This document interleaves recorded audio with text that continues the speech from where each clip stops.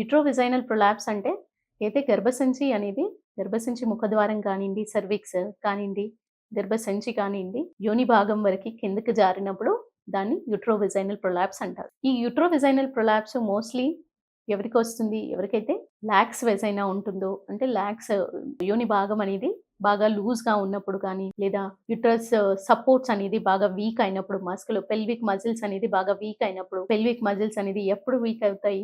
కొంతమందికి డెలివరీ టైమ్‌లో జరిగే ట్రామా వల్ల, ఇంజురీస్ వల్ల, డెలివరీ టైమ్‌లో జరిగే ఇంజురీస్ వల్ల, అంటే ఇన్‌స్టిట్యూషనల్ డెలివరీస్ కాకుండా ఇన్‌స్టిట్యూషన్ డెలివరీస్‌లో కొంతమందికి ఫోర్సెప్స్ ఇంజురీస్ గాని, అంటే ఎవరికైతే ఇన్‌స్ట్రుమెంటల్ డెలివరీస్ జరుగుతాయో వాళ్ళు మోస్ట్ కామన్ థ్రెటెండ్ ఉంటారు. అదే కాకుండా ఎవరికైతే హోమ్ డెలివరీస్ అన్‌ప్రొఫెషనల్‌గా డెలివరీస్ జరిగినప్పుడు గాని, ప్రాపర్ వే ఆఫ్ డెలివరీ అనేది జరగకుండా ఉన్నప్పుడు, అంటే మంచి సపోర్ట్స్ ఇస్తూ డెలివరీ జరిగినప్పుడు కానీ, బెడ్ డెలివరీ జరిగేప్పుడు కానియండి, మంచి సపోర్ట్ లేకుండా ఇచ్చినప్పుడు ఇవి యూట్రోవెజైనల్ సపోర్ట్ అనేది యూట్రస్‌కి కానీ, యోని భాగానికి కానియండి సపోర్ట్స్ చాలా లూజ్ అవ్వడం ఈ జరగడం వల్ల గర్భసంచి కానీ, గర్భసంచి ముఖద్వారం కానీ కింద వరకి జారడం జరుగుతుంది. అలా జరిగినవి 3 రకాలుగా గ్రేడ్స్ ఉంటాయి. ఒకటి సర్విక్స్ భాగం మాత్రం, అంటే ముఖద్వారం వరకి కిందకి జారడం.